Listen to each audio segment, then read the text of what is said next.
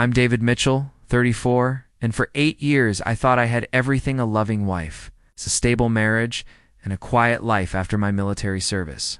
Then Sarah handed me divorce papers with a look of pure disgust. I can't be married to just a soldier anymore, David. I need someone with real ambition, real success. Her words cut deeper than any enemy fire I'd faced overseas. What she didn't know, what I'd never told her, was that my simple Army service included 3 tours as a Green Beret, classified missions I couldn't discuss, and a reputation that had earned me respect in circles she'd never imagined. 6 months later, sitting across from her in that sterile courtroom, I watched her confidence crumble when her lawyer's eyes fixed on something she'd never seen before. The small cloth tab on my dress uniform that told a very different story about who I really was. Sometimes the truth has perfect timing. If you've ever felt underestimated by those closest to you, this story is for you. The silence in my apartment felt heavier than the gear I used to carry on missions. I sat on the edge of our my bed, staring at the wedding photo on the nightstand. Sarah's smile looked so genuine in that picture, her eyes bright with what I'd believed was love and pride. She'd worn my grandmother's pearl necklace, said she wanted to carry something meaningful for my family into our new life together.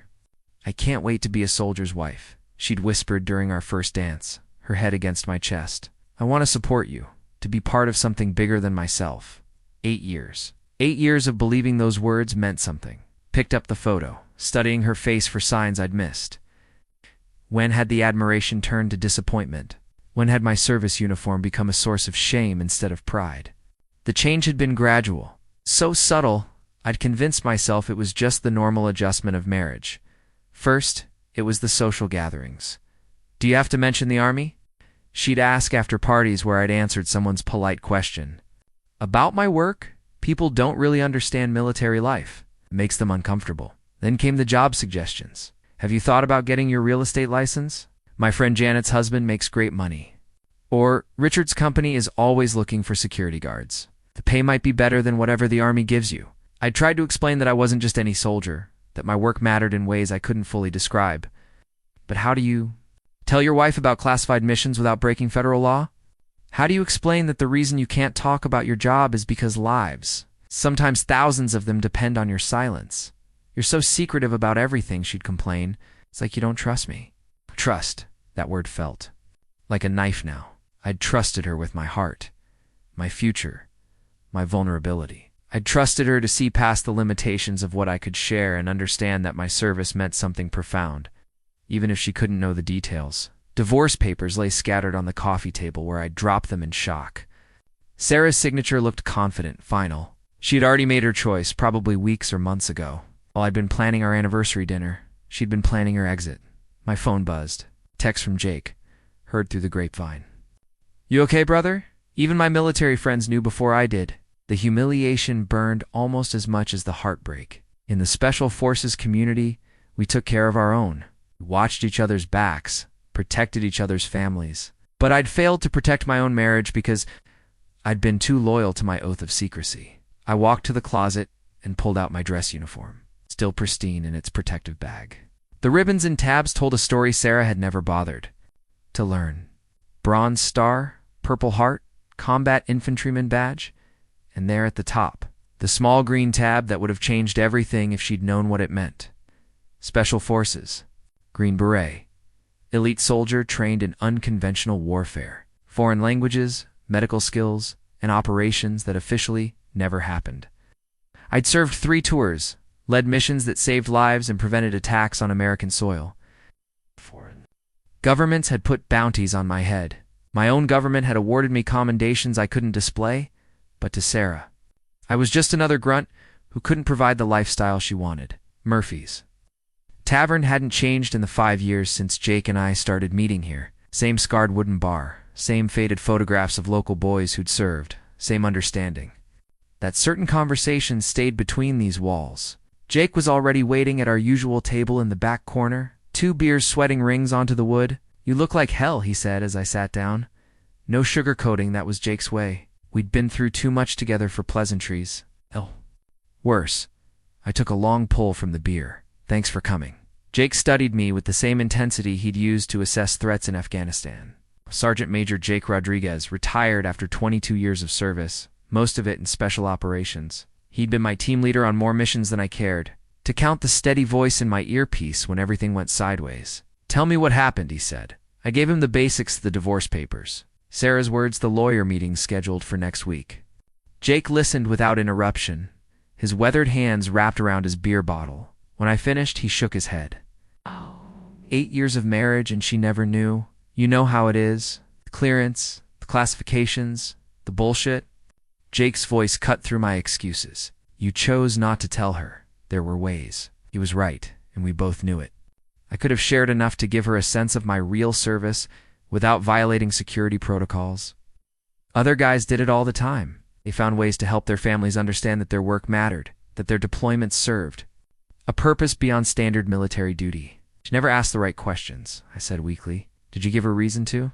Jake pulled out his wallet and extracted a challenge coin, the bronze medallion from our unit, worn smooth from years of carrying. Remember what this represents? I nodded. The coin bore the unit's motto, De oppresso liber, to liberate the oppressed. It was more than metal. It was a symbol of brotherhood, of shared sacrifice, of missions that mattered. We took an oath to protect people who couldn't protect themselves, Jake continued. That included our families. Part of protecting them was helping them understand why we did what we did, why we risked everything. The security protocols are real, but they're not an excuse for shutting out the person you married. Jake's voice softened. I'm not saying you should have told her about specific operations, but you could have helped her understand that your service was significant, that you weren't just some regular infantry soldier counting down days until discharge. I stared at the challenge coin, remembering the night Jake had given it to me. We'd been extracted from a mission in Syria, one that had gone sideways fast. Civilians were in danger, and our small team had been the only asset in position to help. Jake had led us through 18 hours of hell, saving lives and completing an objective that would never appear in any public record. Oh. She deserved to know. She was married to a hero, Jake said quietly. I'm not a hero. You saved my life in Kandahar. You carried Rodriguez 3 miles through hostile territory after he took shrapnel. You prevented a terrorist attack in Germany that would have killed hundreds of civilians. Jake leaned forward. If that's not heroic, what is? The weight of those memories pressed down on me. I'd buried them deep, along with the pride I'd felt in my service. It had been easier to be humble, to downplay my achievements, to let Sarah think I was ordinary rather than risk seeming boastful or violating operational security. Now what? I asked. Jake finished his beer and stood. Now you stop hiding. You've got a court date coming up, right? Show them who you really are. Not to hurt Sarah, but to honor the truth. You've spent 8 years protecting her from the reality of your service. It's time she learned what she walked away from. He placed the challenge coin on the table between us. Keep this. Remember what it means. And remember that your brothers have your back, just like always. After Jake left, I sat alone in the tavern, turning the coin over in my hands. The bronze was warm from his grip, worn smooth by years of being carried into harm's way. On one side, our unit crest. On the other, a single word that summed up everything we'd sworn to uphold: honor. For 8 years, I'd confused secrecy with humility, silence with protection. I'd let Sarah see only the surface of who I was, then wondered why she'd found that surface lacking. Jake was right. I'd failed to protect my marriage by failing to share the truth of my service, but perhaps it wasn't too late to honor that truth. Even if the marriage was already over. The law office smelled like leather and disappointment. I sat across from Sarah for the first time since she'd served me papers, watching her flip through a stack of financial documents with the same efficiency she'd once used to organize our household budget. Her lawyer, a sharp-dressed woman named Patricia Wells, had arranged the papers like ammunition bank statements, tax returns, asset valuations. As you can see, Patricia said, addressing my attorney, Mr. Mitchell's financial situation is quite straightforward. Military pension, basic savings account, no significant assets beyond the house, which carries a substantial mortgage. Sarah nodded along, her expression mixing pity with vindication. She dressed for the meeting like she was attending a business conference, navy suit, hair pulled back, her wedding ring already absent from her finger. The transformation was complete. She'd already moved on to whoever she planned to become next. Mrs. Mitchell has been quite reasonable in her demands, Patricia continued. Given her client's limited earning potential and the brief duration of the marriage, she's requesting minimal alimony, just enough to cover the transition period. While she reestablishes herself professionally, my lawyer, Tom Harrison, a former JAG officer who understood military complexities, raised an eyebrow. Limited earning potential? Are you sure about that assessment? Mr. Mitchell is a discharged soldier with an associate degree, Patricia replied. His current employment appears to be intermittent security consulting. Hardly the foundation. For significant financial obligations, I watched Sarah's face as the lawyers discussed my future like I wasn't in the room. There was no sadness there, no regret about the years we'd shared. Just clinical assessment of my worth, measured in dollars and career prospects. She'd already calculated that I wasn't worth fighting over. David's always been. It's modest about his achievements, Sarah said, her voice carrying the same tone she'd used to explain my shortcomings to her friends. He's never been ambitious about advancing his career or maximizing his potential. It's one of the things that became problematic in our marriage. Tom glanced at me, his expression curious. We'd had preliminary conversations about my service. Record, but I'd been vague about the details. Old habits of operational security dying hard. Now, watching Sarah catalog my failures with such casual dismissal, I felt something shift inside me. My client prefers to keep his service record private, Tom said carefully, but I can assure you that his military experience is ... substantial. Patricia waved dismissively, not questioning his service, or simply being realistic about his civilian prospects. Military skills don't always translate to financial success. Sarah leaned forward slightly. David's always been secretive about his time in the Army. I assume it's because there's not much to brag about. He was deployed a few times, but he never talked about promotions or commendations. Most soldiers who accomplish something significant are proud to share it. The irony hit me like a physical blow. My silence, intended to protect operational security and maintain humility, had become evidence of mediocrity in her eyes. Every classified mission, every life saved, every moment of valor, all rendered invisible by my own commitment to discretion. The house is underwater on the mortgage, Patricia continued, pulling out another document. Mr. Mitchell's credit is adequate but not exceptional. There are no significant retirement accounts beyond his military pension. Frankly, Mrs. Mitchell is being generous in not requesting more substantial support. I found myself almost laughing at the absurdity. If they only knew about the consulting contracts I'd turned down, the private security firms that had offered me six-figure salaries, the government agencies that still called when they needed someone with my particular skill set. I'd chosen a quiet life, thinking it was what Sarah wanted. Stability over adventure, peace over recognition. What about disclosure requirements? Tom asked. Are we certain all assets and income sources have been properly documented? Patricia looked annoyed. Mr. Mitchell submitted his financial disclosure. Unless he's hiding something, what you see is what you get. Sarah's laugh was bitter. David's not sophisticated enough to hide assets. He's never been good with money or planning for the future. It's part of why this marriage couldn't work. I could see him wondering about the gaps in my financial picture. It's the inconsistencies between my apparent poverty and my calm confidence. But I remained silent, letting them build their case on assumptions. So we're agreed, Patricia said, gathering her papers. Minimal alimony, standard asset division, no complicated financial arrangements. This should be straightforward. Straightforward, Sarah echoed, finally meeting my eyes. I'm glad we can end this without drama. I hope you understand, David. I needed more than you could give me. I nodded slowly, thinking about the challenge coin in my pocket, the weight of secrets she'd never bothered to uncover. Perfectly, I said. You're getting exactly what you think you deserve. The meeting ended with handshakes and scheduled court dates. As we walked to the parking lot, Tom pulled me aside. You know, there's more to your story, he said quietly. I can see it in how you carry yourself, how you assess every room you enter.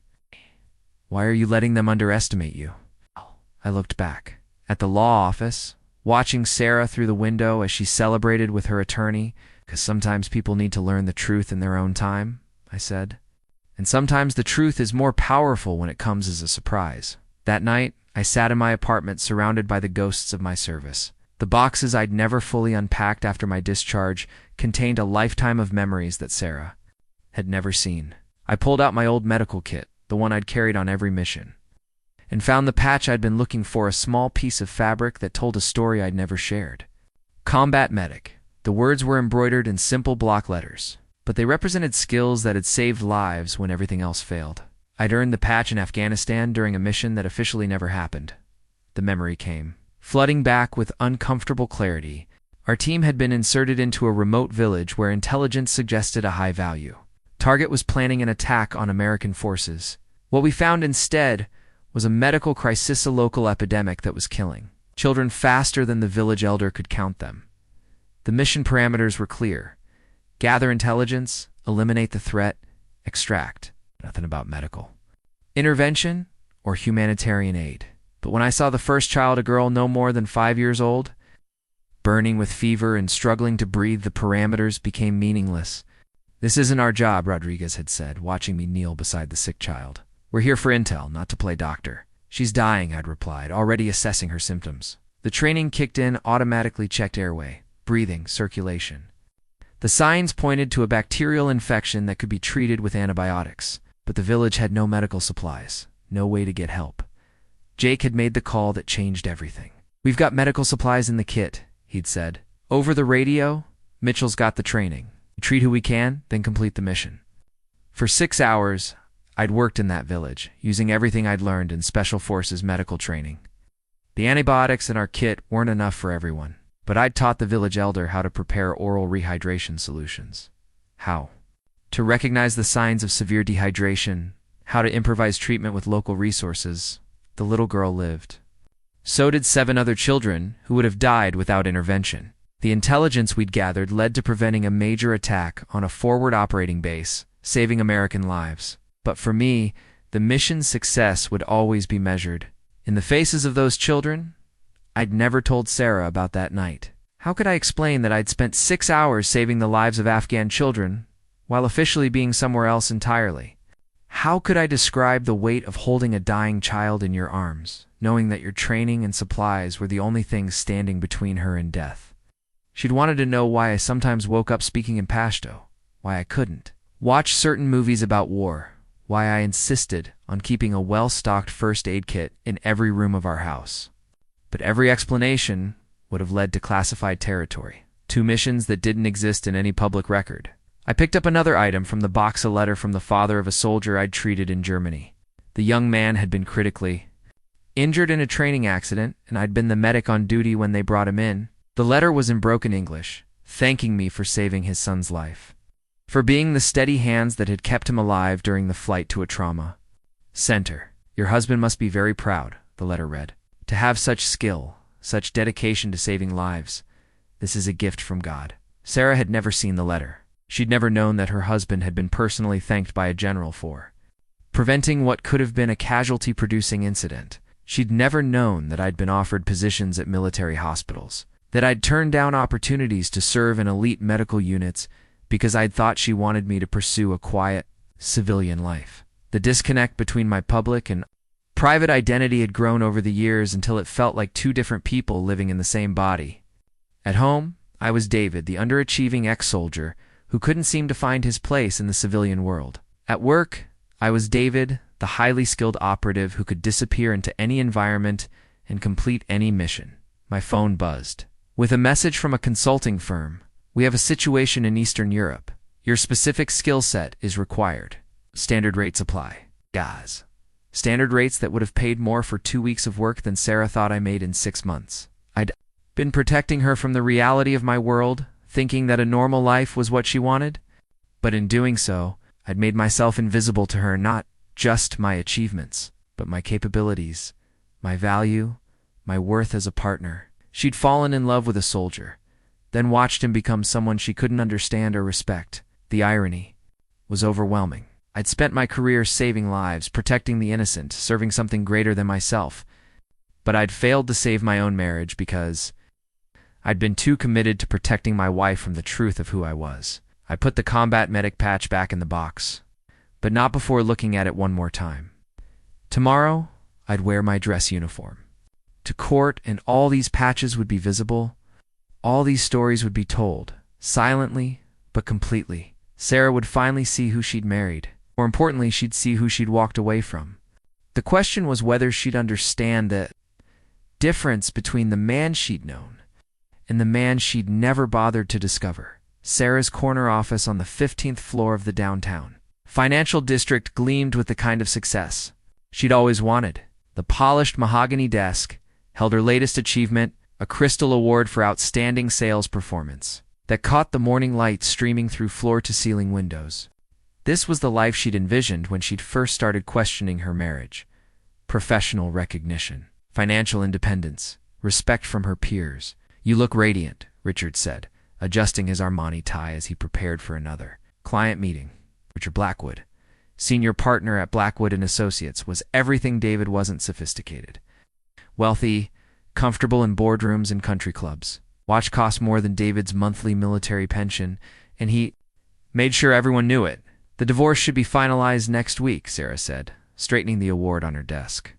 "My lawyer says it's going to be remarkably simple. David doesn't have anything worth fighting over." Richard laughed, the sound sharp and dismissive. "I never understood what you saw in him. Military types are so limited in their thinking. No vision for the future, no understanding of how the real world works." Sarah had been telling herself the same thing for months, but hearing it from Richard somehow made it feel more true. "He was different when we met. I thought the military experience would translate into ambition, leadership, success. Instead, he just seems stuck in the past." "Well, you're moving up in the world now," Richard said, kissing her cheek. "Speaking of which, I've got that charity gala next month." The invitation specifically mentioned bringing someone impressive as a date. The validation felt good, Sarah had to admit. After years of making excuses for David's modest lifestyle, his reluctance to network, his contentment with enough rather than more, she was finally with someone who understood her ambitions. Her phone buzzed with a text from her sister. "Heard about the divorce. You sure you're doing the right thing?" Sarah deleted the message without responding.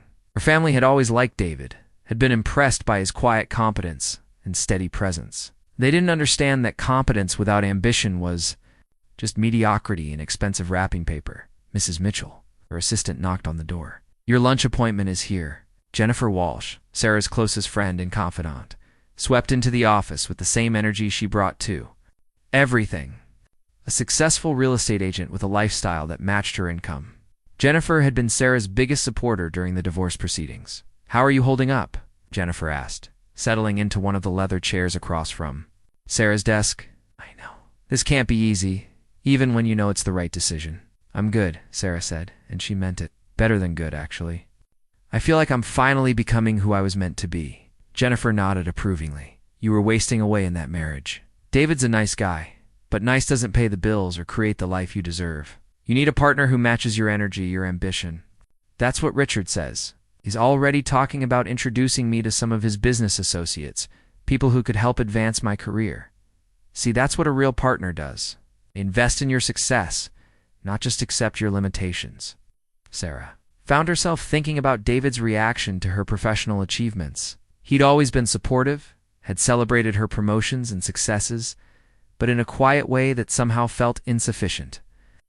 When she'd landed the big client that led to her latest award, he'd taken her to dinner at their usual restaurant. A nice gesture, but not the kind of grand celebration she'd wanted. "Richard's planning something special for when the divorce is final," Sarah said. "A weekend getaway, maybe Europe. Says I deserve to be celebrated properly." "No, that's what I'm talking about," Jennifer said. "You've been settling for so long, you forgot what you were worth."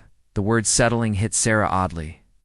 She'd used it to describe her marriage, but sitting in her successful office, wearing her expensive clothes, planning her exciting future, she wondered if she'd been settling for something else entirely. The thought was uncomfortable, so she pushed it away. "David's lawyer wanted to review his financial disclosure again," she said, changing the subject. "I can't imagine why. He's been completely transparent about his situation. It's just not much to disclose. Maybe he's hoping to find something that would justify more alimony," Jennifer suggested. "Some guys get vindictive when they realize what they're losing." Sarah considered this. David hadn't seemed vindictive at their meeting. Just ... resigned. Almost like he'd expected this outcome all along. It bothered her that he'd taken the news so calmly, without fighting for their marriage or even trying to change her mind. "He's probably relieved," she said finally. "I don't think he ever really understood what I needed from a partner. This way, we can both find people who are better suited for us." Jennifer raised her water glass in a mock toast 2. Trading up and never looking back. Sarah clinked her glass against Jennifer's, but as she sipped her water, she caught a reflection in the window. The woman looking back at her was successful, well-dressed, and undeniably ambitious, but there was something in her eyes uncertainty she hadn't expected to see. She'd made her choice based on what she thought she wanted. Next week, when the divorce was final, she'd find out if what she'd wanted was worth what she'd given up. Tom Harrison's office was a testament to his military. Background organized, efficient, and decorated with mementos from his years as a JAG officer. Behind his desk hung his law degree alongside his military commissions, a visual reminder that he understood both the legal system and the unique challenges facing service members. "I've been thinking about our conversation," Tom said, pouring coffee from a thermal carafe. "There's something you're not telling me about your service record." I accepted the coffee, noting the Army insignia on the mug. "What makes you say that?" 23 years in the Judge Advocate General's Corps teaches you to read between the lines, Tom replied, settling behind his desk. "Your financial disclosure shows gaps periods where you were clearly earning income, but not from standard military pay. Your security clearance documentation has more redactions than a CIA brief. And your commanding officer's contact information reads like a who's who of Special Operations Command." I sipped my coffee, buying time. Old habits of operational security were hard to break, even with someone who clearly had the clearance to understand. "I pulled some strings," Tom continued. "Made some calls to former colleagues who might have insight into your service. The responses were ... Interesting. Interesting how? Colonel Henderson at SOCOM wouldn't tell me anything specific, but he laughed when I described your wife's assessment of your earning potential. Said if you ever decided to cash in on your expertise, you could write your own ticket with any number of private firms." I set down my coffee mug, studying Tom's face. "What exactly are you suggesting?" "I'm suggesting that you've been hiding your light under a bushel. What? And your wife's attorney is about to get blindsided by the truth." Tom leaned forward. "The question is, how much of the truth do you want to reveal?" "Is the document Tom slid across?" The desk was a security clearance summary, heavily redacted, but enough detail visible to paint a picture of someone with access to highly classified information.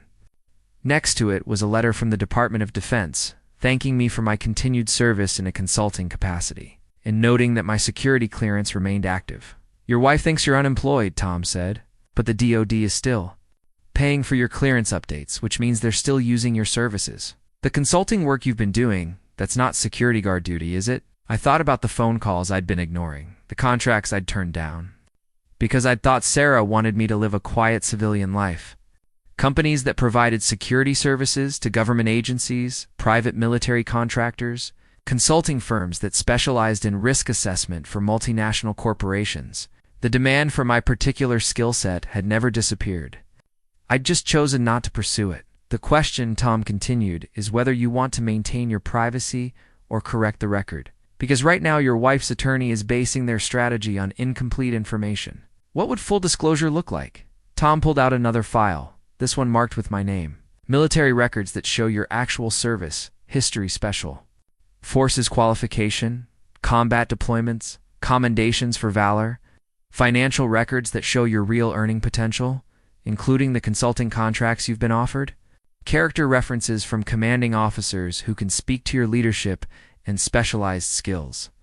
And if I don't want to go that route, then you'll get exactly what your wife's attorney is offering, a settlement based on the assumption that you're a minimum wage security guard with no prospects."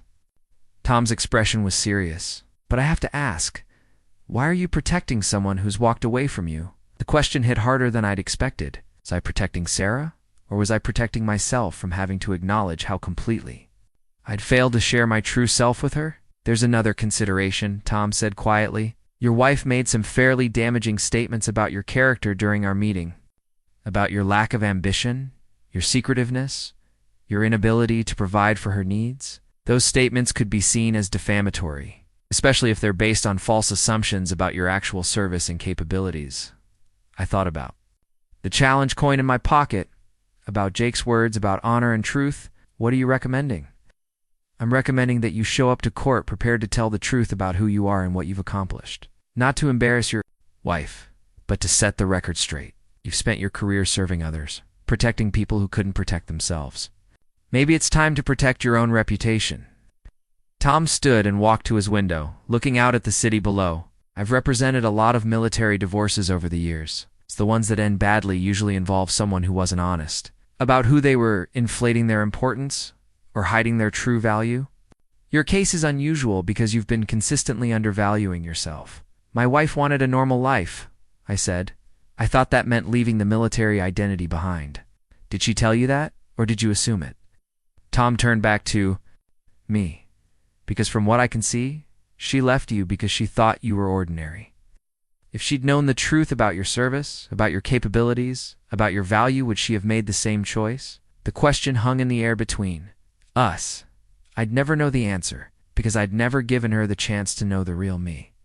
I'd hidden behind operational security and false humility, and in doing so, I'd made myself invisible to the person I'd loved most. The court date is next week, Tom said. I need to know how you want to handle this. Full disclosure, or continue?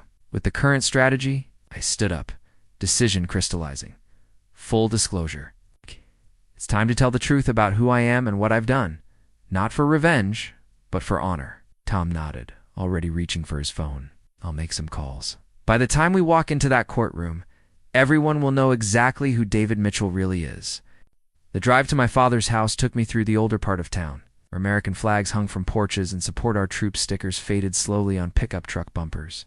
Dad's neighborhood had that timeless quality that military families understood, a place where service was respected, where sacrifice was acknowledged, where the cost of freedom was never forgotten. I found him in his workshop, as I'd expected, carefully cleaning the components of a vintage rifle. Master Sergeant Robert Mitchell, retired, had never met a weapon he couldn't maintain or a problem he couldn't solve with patience and precision. At 72, his hands were still steady, his eyes still sharp, his understanding of duty still absolute. Figured I'd see you soon, he said, without looking up from his work. Word travels fast in the veteran community. Jake called you. Jake's worried about you. So am I. Dad set down the rifle barrel and finally met my eyes. Tell me what's really going on, son. I'd been dreading this conversation since the divorce papers arrived. Dad had always liked Sarah, had welcomed her into the family with the same steady acceptance he'd shown my mother 35 years earlier. But more than that, he'd understood the challenges of military marriage in ways that civilian counselors never could. She left because she thought I was ordinary, I said, settling onto the wooden stool beside his workbench, because I never told her about the real missions, the real work, the real me. Dad nodded slowly, his weathered hands moving automatically as he resumed his cleaning routine. Your mother went through something similar when I came back from Vietnam. The man she'd married was different from the man who came home. The question was whether she could love both versions. He reached into a wooden box and pulled out a small, velvet case. Inside was his Purple Heart, the ribbon still bright against the aged velvet. Took shrapnel in the Mekong Delta, saved 3 members of my squad before I went down. They wanted to put me in for a Silver Star, but I told them that Purple Heart was enough. I never heard this story, because I never told it. Came home, married your mother, went to work at the factory. Figured my war was over, time to be a regular husband and father. Dad's voice carried a weight I'd never heard before. But the nightmares didn't stop. The hypervigilance didn't stop. The way I scanned every room for threats, the way I couldn't sleep without checking the locks 3 times, none of that stopped. I recognized the symptoms he was describing, the habits that Sarah had found strange, the behaviors she'd attributed to general military training rather than specific combat experience. Your mother started asking questions, Dad continued. Why I woke up speaking Vietnamese, why I kept a go bag packed in the closet, why I insisted on sitting with my back to the wall in restaurants. I kept deflecting, kept telling her it was just army stuff that wouldn't interest her. What changed? Dad closed the Purple Heart case and set it on the workbench between us. She found this in my sock drawer, asked me straight out what I'd done to earn it, so I told her. About the ambush, about carrying wounded soldiers through enemy territory, about the 19 hours I spent holding a perimeter while waiting for extraction. How did she react? She cried. Not because she was sad, but because she was angry. Angry that I'd been carrying that burden alone for 2 years. Angry that I'd thought she couldn't handle the truth. Angry that I'd made her feel like she was married to a stranger. The parallel to my own situation was uncomfortably clear. Sarah had complained about my secretiveness, my inability to share details about my work, my apparent lack of ambition. but I'd never given her the chance to understand. That my silence came from a place of duty, not indifference. I made the same mistake you did, Dad said quietly. Thought I was protecting her from the harsh realities of military service. Instead, I was protecting myself from having to relive the experiences that had changed me. The difference is, Mom, she worked through it with you. The difference is I told her the truth before it was too late. You let Sarah build her understanding of you on incomplete information. Dad's voice was gentle but firm. Son, you can't love someone you don't know. And you can't know someone who won't let you see who they really are. I thought about all the times Sarah had asked about my deployments, my training, my experiences. I'd given her sanitized versions, generic answers that revealed nothing about the man those experiences had forged. In trying to protect her from the darkness I'd seen, I'd also hidden the light, the pride, the brotherhood, the sense of purpose that had defined my adult life. The court date is next week, I said. Tom wants to reveal everything, the real missions, the commendations, the current consulting work. Show them who I actually am. Dad stopped cleaning and looked at me directly. Good. It's time. I'm not trying to hurt Sarah. I'm not looking for revenge. I know you're not. But you're looking for truth. And truth has a way of setting things right, even when it hurts. Dad stood and walked to a filing cabinet in the corner of the workshop. From it, he pulled out a folder I'd never seen before. Letters from soldiers I served with, he said, handing me the folder. Wives thanking me for bringing their husbands home. Children thanking me for saving their fathers. Your mother found these about 5 years after we were married. That's when she finally understood what kind of man she'd married. I opened the folder and saw pages of handwritten letters, some in faded ink, others typed on official letterhead. Stories of courage, leadership, sacrifice. Stories that painted a picture of a man who'd been quietly heroic for decades. Your mother kept these, Dad said. She said they helped her understand why I sometimes seemed to be carrying the weight of the world. Why I took my responsibilities so seriously. I couldn't just be a regular factory worker who punched a clock and went home. Sarah never got the chance to see letters like these, because you never gave her the chance. You've been carrying your own weight alone, son. Time to let people see what they're really dealing with. Dad returned to his workbench and picked up the Purple Heart case again. Your mother used to say that the medal wasn't just recognition for what I'd done. It was proof that I was the kind. A man who would sacrifice for others. That when everything went wrong, I was the kind of person others could count on. Sarah counted on me for 8 years. She counted on the version of you that you let her see. The question is, would she have counted on the real you? Dad handed me the Purple Heart case. Only one way to find out. I held the case, feeling the weight of history and expectation. What if the truth doesn't change anything? What if she sees who I really am and still chooses to leave? Then you'll know you gave her the chance to love the real you, Dad said. You'll know that whatever comes next, you faced it with honor and honesty. That's all any of us can do. As I drove home that evening, the Purple Heart case on the passenger seat, I thought about the courage it had taken my father to finally tell his story. Not the courage to earn the medal, but the courage to share what it meant. Tomorrow, I'd need to find that same courage. Not to win back my wife, but to honor the truth of who I'd become in service to others. Patricia Wells prided herself on thorough preparation. In 15 years of family law practice, she'd learned that the cases that seemed straightforward were often the ones hiding the most significant surprises. Which was why, despite her confidence in the Mitchell divorce proceedings, she'd ordered a comprehensive background investigation on David Mitchell. The report arrived on a Tuesday morning, delivered by courier in a sealed envelope marked confidential. Patricia poured herself a cup of coffee and settled behind her desk, expecting to find confirmation of David's modest circumstances, standard military service. Basic employment history, unremarkable financial profile. Instead, she found herself staring at a document that made no sense. Employment history, U.S. Army, 1995 to 2018. Discharged as staff sergeant. That much matched David's disclosure. But the next line stopped her cold. Security clearance. Top secret SCI. Currently active. Patricia frowned. Why would a discharged soldier maintain an active top-secret clearance? She flipped through the pages, finding more inconsistencies. David's military occupational specialty was listed as 1-8D Special Forces Medical Sergeant. Not the generic infantry designation she'd expected, Special Forces, she muttered, reaching for her phone to call the investigation firm. Mitchell's. Service record has significant gaps, explained Detective Ray Morrison, the ex-police officer who'd conducted the background check. Large periods where his location and activities are classified. The Army won't release details, but I can tell you his service was ... extensive. Extensive? How? 3 combat deployments to Afghanistan, 2 to Iraq, plus additional deployments. 2 locations that remain classified. He received multiple commendations, though many of the details are redacted. The interesting part is his current status. Patricia flipped to the final page of the report. Current status: inactive reserve, Special Operations Command, consultant, Department of Defense, annual security clearance review, $150,000 plus compensation. The numbers didn't make sense. David had disclosed an annual income of less than $30,000, primarily from his military pension and occasional security work. But the background check suggested he was earning substantial income from government consulting income that should have been disclosed in divorce proceedings. Morrison, are you sure about these figures?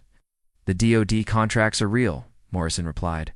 I couldn't get specifics because of classification levels, but Mitchell's been doing high-level consulting work for the past 3 years, the kind of work that requires his specific background and clearance level. Patricia felt a cold knot forming in her stomach. If David had been concealing significant income, the entire divorce settlement would need to be reconsidered. But more troubling was the possibility that her client had been completely wrong about her husband's capabilities and value.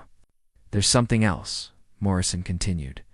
Mitchell's former commanding officers? I tried to contact them for character references, standard procedure. Every single one of them refused to discuss his service record beyond confirming his dates of service. That's unusual. It's unprecedented. These guys usually love talking about their soldiers, especially the good ones. But with Mitchell, it's like there's a wall of silence. Either he was a terrible soldier they don't want to discuss, or his service was so classified that they can't discuss it, Patricia finished. Even years later, after hanging up, Patricia sat in her office, staring at the background report. Her client had painted a picture of David as an underachieving ex-soldier with limited prospects. But the evidence suggested a man with elite military training, active security clearances, and substantial earning potential. She picked up her phone to call Sarah, then hesitated. How do you tell a client that everything she believes about her husband might be wrong? The phone rang before she could. Make the call, Patricia Wells. Ms. Wells, this is Tom Harrison, representing David Mitchell. I believe we need to schedule a meeting to discuss some discrepancies in the financial disclosure. Patricia's heart sank. What kind of discrepancies?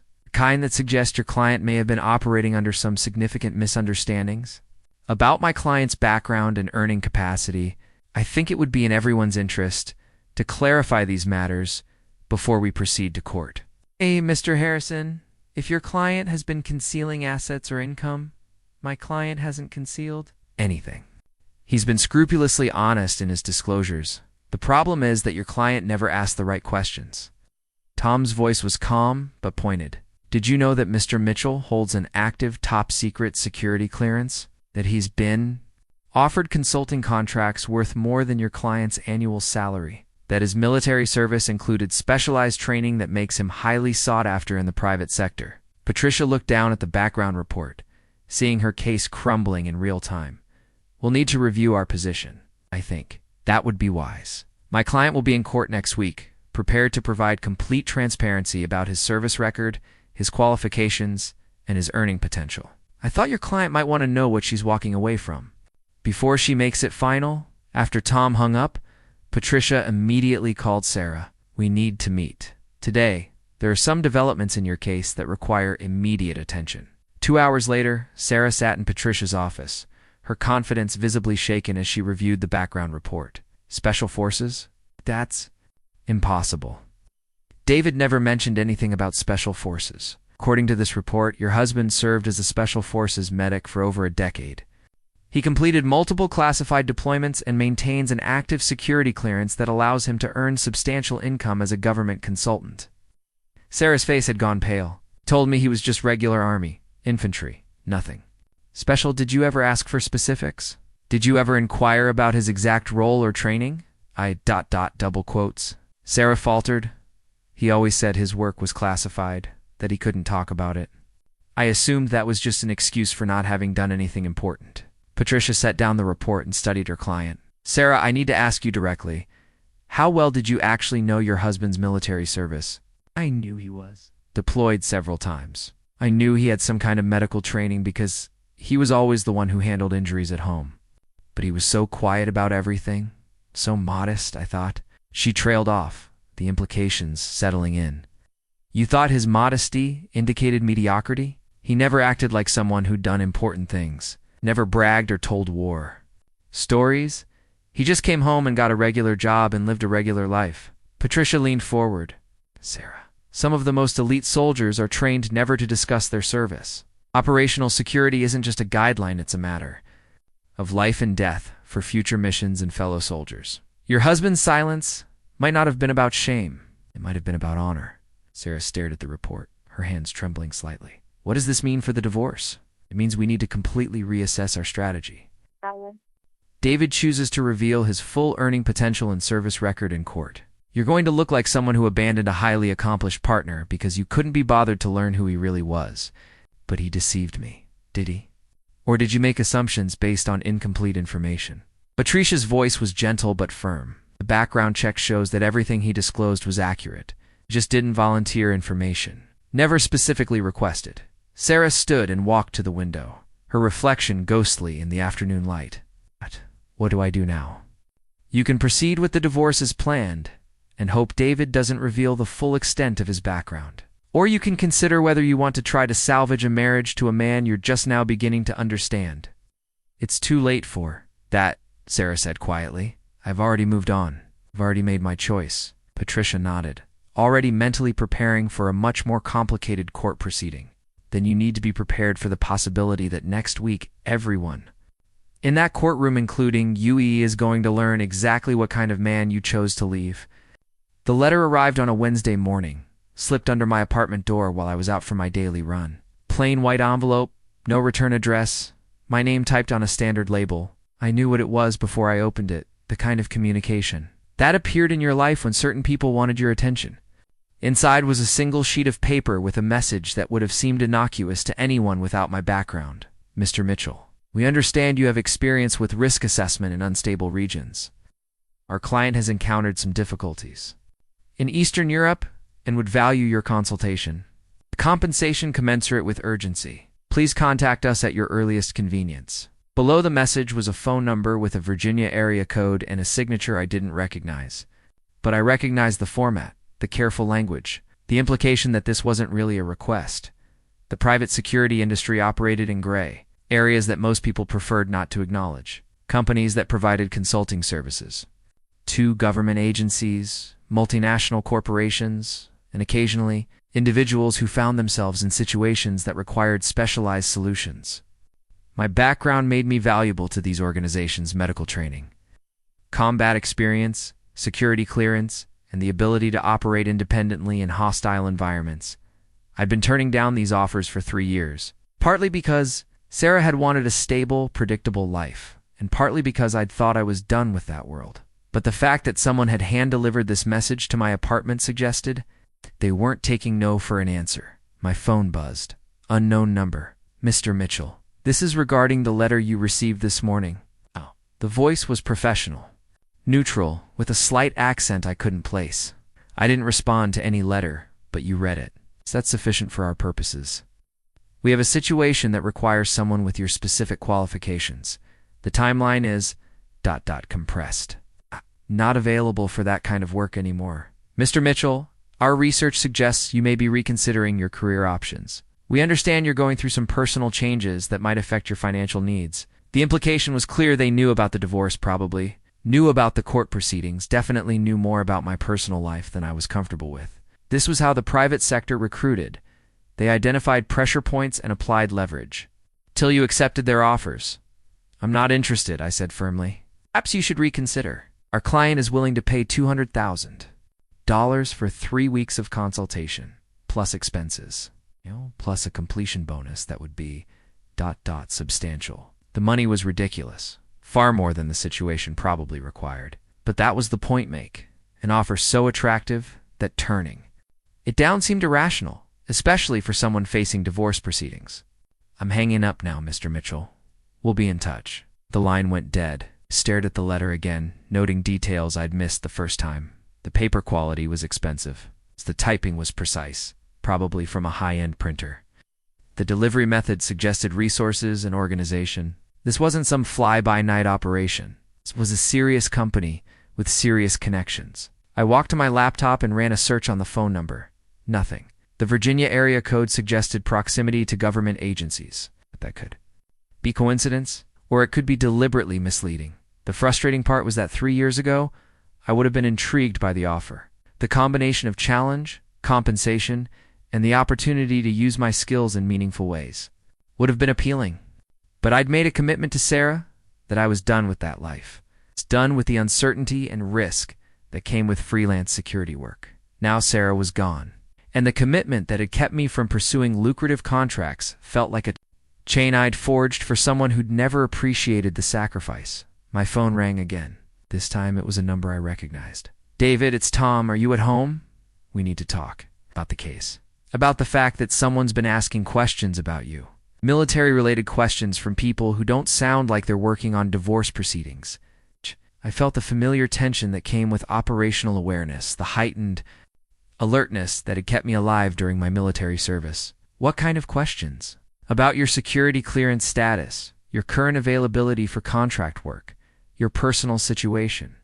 My contact at JAG says there's been unusual interest in your file. Tom, I need to see you today, and we need to talk about security considerations for the court proceeding." Security considerations?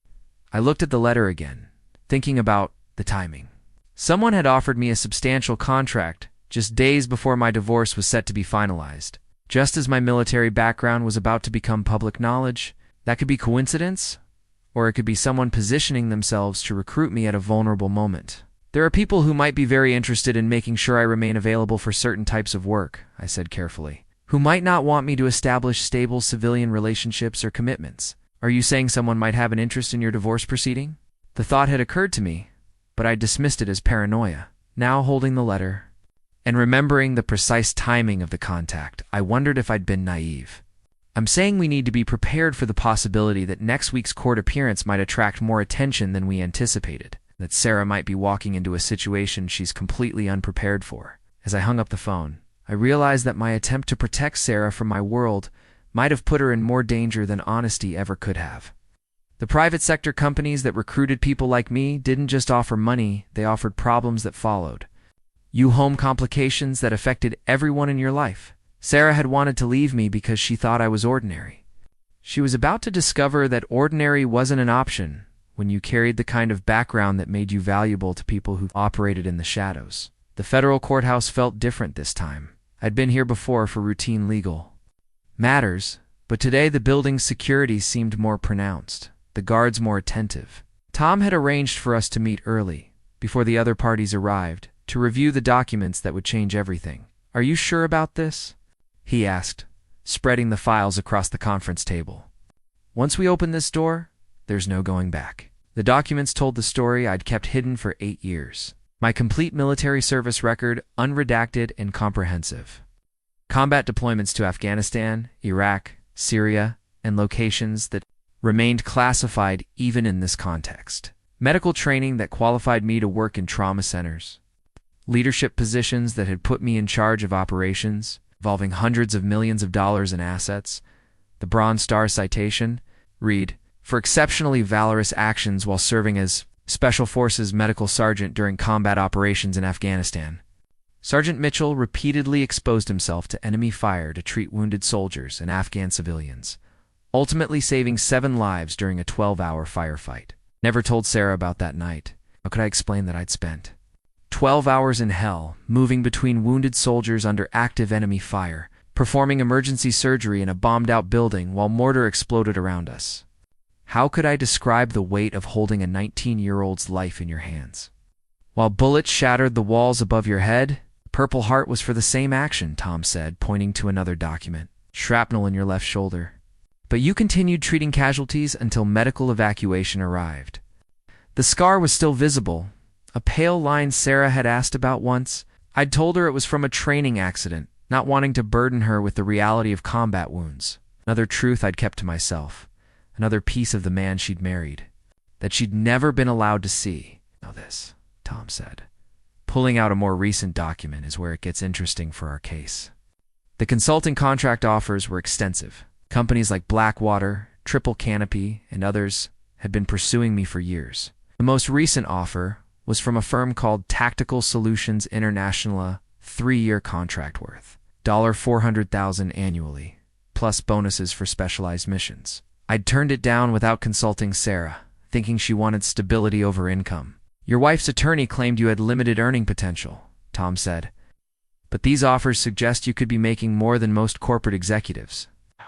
Irony was painful. Richard, Sarah's new boyfriend, probably made less in a year than I'd been offered for a single contract. She'd left me for someone she thought was more successful, never knowing that I'd been deliberately choosing a modest income to give her the peaceful life I thought she wanted. "There's one more thing," Tom said, his voice serious. "I received a call this morning from someone at the Pentagon. They're aware that your service record is being disclosed in civilian court proceedings. Problems. On the contrary, they want to make sure the court understands the significance of your service. They're sending someone to observe the proceedings." Conference room door opened, and Patricia Wells entered with Sarah close behind. I hadn't seen my wife in person since our last settlement meeting, and the change in her appearance was striking. She looked successful, confident, dressed in the kind of expensive suit that projected authority and ambition. But her confidence faltered when she saw the documents spread across our table. "What's all this?" Patricia asked, setting down her briefcase. "Complete disclosure," Tom replied. "As requested by the court, Mr. Mitchell's full military service record, current employment offers, and financial capabilities."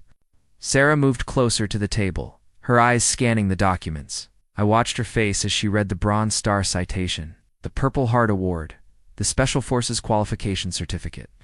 The color drained from her cheeks as the reality of what she'd never known began to sink in. "Special Forces," she whispered, picking up my service summary. "You were in Special Forces?" "For 8 years," I said quietly. 3 tours as a Green Beret medic." Patricia was speed-reading through the consulting contracts, her professional composure cracking as she saw the dollar amounts. "These offers, they're legitimate." "All legitimate," Tom confirmed. "My client has been turning down substantial income opportunities for the past 3 years, preferring to maintain a modest lifestyle." Sarah sat down heavily, still holding my service record. "The deployments, the times you couldn't tell me where you were going? Classified missions, counter-terrorism operations, medical support for operations that officially never happened." I met her eyes for the first time in months. The work I couldn't talk about wasn't because it was unimportant. It was because it was too important to discuss. The silence in the room was deafening.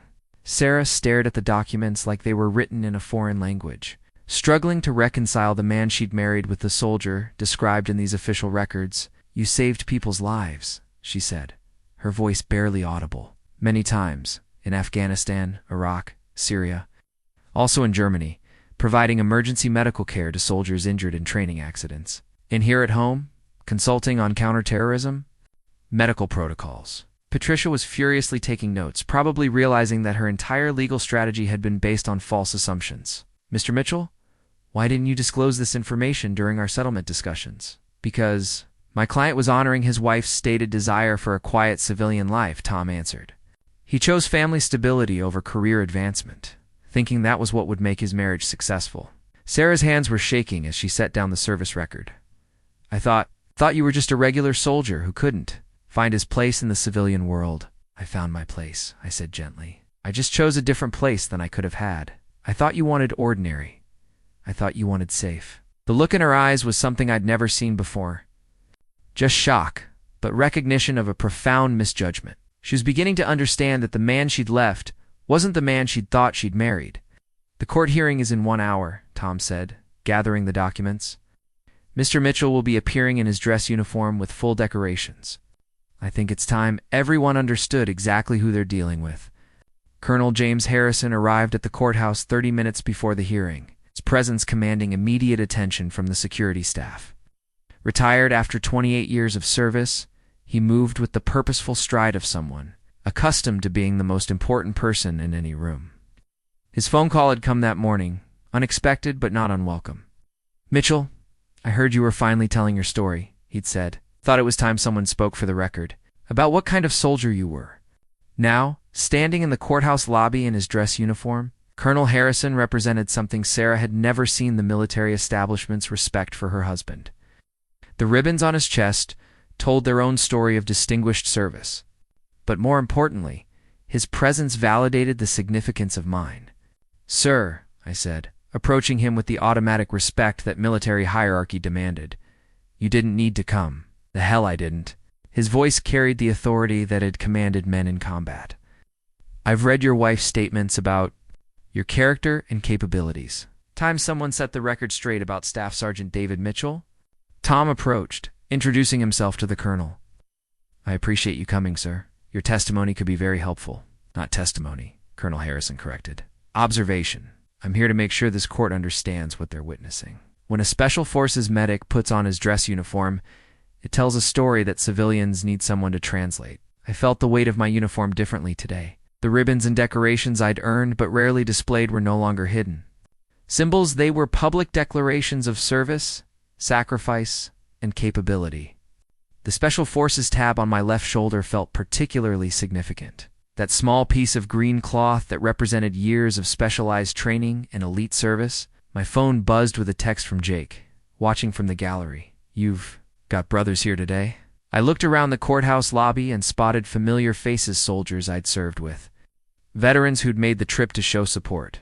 They weren't here for the divorce proceedings. They were here to honor the truth about military service, to stand with someone who'd finally decided to let his service speak for itself.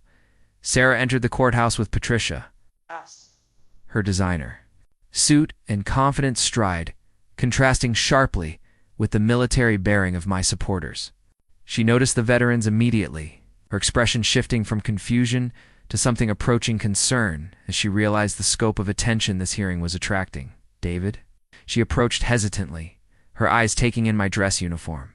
For the first time, transformation was visible. This wasn't the modest ex-soldier she'd known, but a decorated veteran whose appearance commanded respect. "Sarah?" I kept my voice neutral, professional. "I didn't know... She gestured toward the veterans in the lobby. "I didn't realize this would be... public?" Colonel Harrison stepped forward, his presence immediately intimidating. "When someone questions the character and capabilities of a decorated Special Forces veteran, it becomes a matter of interest to the military community." Sarah's face paled. "I never questioned his character. You stated that he lacked ambition, had limited prospects, and was unsuccessful in civilian life," Patricia interjected, reading from her notes. "Based on what you knew of his military service?" "Based on what she chose to know," Colonel Harrison corrected. "Ma'am, your husband has commendations from 3 different commanding generals. He's been offered positions at Walter Reed Medical Center, the Pentagon, and half a dozen private military contractors. His lack of ambition was actually a commitment to the quiet life you said you wanted." The colonel's words carried the weight of absolute authority. Sarah looked around the lobby, seeing her private divorce proceeding becoming a public education about military service and sacrifice. The veterans who'd come to support me weren't hostile, but their presence was overwhelming, a silent testimony to the brotherhood she'd never understood. "This is exactly what I was trying to avoid," she said quietly. "The military taking over everything, making everything about service and sacrifice and honor." "You were trying to avoid your husband's identity," Colonel Harrison replied. "Fortunately, some identities are too important to be hidden, even for the sake of marital peace." Tom checked his watch. "We should move into the courtroom, Judge." Morrison starts promptly. As we walked toward the courtroom, I could see the impact of the morning's revelations on Sarah. She'd expected a simple divorce proceeding, quiet end to a failed marriage. Instead, she was walking into a room where her assumptions about her husband would be publicly examined and found wanting. "David," she said, catching my arm as we reached the courtroom door, "I need you to know, I never meant to diminish your service. I just didn't understand." "You didn't understand because I didn't help you understand," I replied. "But that doesn't change what's about to happen in there." "What is about to happen?" I looked at the courtroom, then at the veterans who'd come to support me, then at Colonel Harrison, who represented the military establishment's recognition of my service. "The truth, Sarah. For the first time in 8 years, you're going to hear the complete truth about who you married. After that, you'll know exactly what you chose to walk away from." The courtroom doors opened and we filed in to face whatever consequences the truth would bring. Sarah had wanted to escape the limitations of being married to just a soldier. In a few minutes, she'd learned that there was no such thing as just a soldier. There were only civilians who'd never bothered to understand what military service really meant. The courthouse restroom provided a moment of privacy before everything changed. I stood before the mirror adjusting my dress uniform one final time, ensuring every detail was perfect. The blue fabric was crisp, the brass buttons polished to a mere shine, the ribbons aligned with military precision. This uniform represented 23 years of service, sacrifice, accomplishment that Sarah had never fully seen. Tom entered, checking his own appearance in the smaller mirror. "You ready for this? As ready as I can be?" I touched the Special Forces tab one more time, feeling the texture of the embroidered fabric. Strange to think this little piece of cloth is going to change everything. "It's not the cloth," Tom said. "It's what it represents. Elite training, specialized skills, the kind of service that most people can't imagine." The combat medical badge caught the fluorescent light, its silver caduceus surrounded by a wreath that signified medical service. In combat, I'd earned it during my first deployment, treating wounded soldiers under fire, but I'd never worn it around Sarah. She'd known I had medical training, I'd handled every household injury, every minor emergency, but she'd never connected that skill to combat experience. "Your father-in-law called this morning," Tom said, straightening his tie. "Apparently, Sarah's family is having some strong reactions to the news about your background." "What kind of reactions?" "The kind that involve questioning whether Sarah really knew what she was doing when she filed for divorce." Tom's reflection met mine in the mirror. "Her sister wants to know why you never told them about your real service record." I thought about family dinners where Sarah's relatives had politely asked about my military experience. Conversations where I'd given generic answers about serving overseas and medical training. I'd assumed they weren't interested in details, that civilian families preferred not to hear about the realities of combat service. I was protecting them from information I thought they couldn't handle, I said. It turns out I was protecting myself from having to relive experiences I wasn't ready to share. And now it's time to honor the truth, regardless of how uncomfortable it makes people. The Purple Heart felt heavier today, though it weighed the same as always. The shrapnel wound that earned it had healed years ago, but the memory remained vivid, the explosion that had thrown me against a concrete wall. The immediate assessment of my own injuries, the decision to continue treating wounded soldiers. Despite my own pain, Sarah had seen the scar countless times, but never known its significance. Tom's phone buzzed. "Patricia's asking for a final settlement conference. She wants to avoid the public hearing." "What does that mean?" "It means Sarah's attorney is realizing that this proceeding is going to be embarrassing for her client. Once your service record becomes part of the public court record, everyone will know that Sarah left a decorated war hero because she thought he was unsuccessful." I considered the offer for a moment. It would be easier to settle quietly, to avoid the public revelation of my service, to let Sarah maintain her dignity. But easy wasn't the same as right, and I'd spent too many years choosing easy over honest. "No. Settlement," I said firmly. "It's time for the truth to be public record." Tom nodded, already expecting that answer. The judge is going to be impressed. Judge Morrison is a Navy veteran himself. He'll understand the significance of your decorations. Isn't about impressing anyone. It's about honoring the service that Sarah never bothered to understand. Fair enough. But you should know there are reporters in the courtroom. Someone leaked that a decorated Special Forces veteran was having his character questioned in divorce court. This might become more public than you anticipated. The media. Attention was unexpected but not unwelcome. If this story helped other military families understand the importance of communication and honesty about service, if it helped other veterans feel pride in their accomplishments instead of hiding them, then the personal cost was worth it. "My father always said that honor isn't something you do in private," I said, checking my appearance one final time. "It's something you stand by in public, regardless of the consequences." Your father sounds like a wise man. He is, and he understood something I'm just learning, that protecting people you love doesn't mean hiding who you are. Sometimes it means showing them exactly who you are and trusting them to handle the truth. Tom gathered his papers, the documents that would tell my story in official language and precise detail. "One more thing. Colonel Harrison asked me to give you this." The small box contained a challenge coin I'd never seen before, matte black, metal with silver accents, bearing the insignia of Joint Special Operations Command. On the reverse was a single word: integrity. "He said you'd understand what it means," Tom said. I understood. Integrity meant alignment between your values and your actions, between who you were and how you lived. For 8 years, I'd been out of alignment, hiding my true identity to maintain a marriage built on incomplete information. Today, that misalignment would end. "Time to go," Tom said, opening the restroom door. The hallway outside was busier than before. Court staff, attorneys, and observers filled the space, all aware that something significant was about to happen. I could feel their attention as I walked past, the automatic respect that military bearing commanded, the recognition that my uniform represented something important. Sarah was already in the courtroom, seated beside Patricia, her confident demeanor from earlier now replaced by visible anxiety. She kept glancing at the veterans in the gallery, at Colonel Harrison in the front row, at the reporters who'd somehow learned about the proceedings. Judge Morrison entered, and the bailiff called for order. As I stood at attention, my dress uniform, displaying the full scope of my service for the first time in 8 years, I realized that whatever happened next, I would finally be presenting my authentic self to the world. The truth was about to be told, completely and publicly. After today, no one, including Sir, would ever again be able to claim they didn't know who David Mitchell really was. Judge Morrison was a man who commanded respect without demanding it.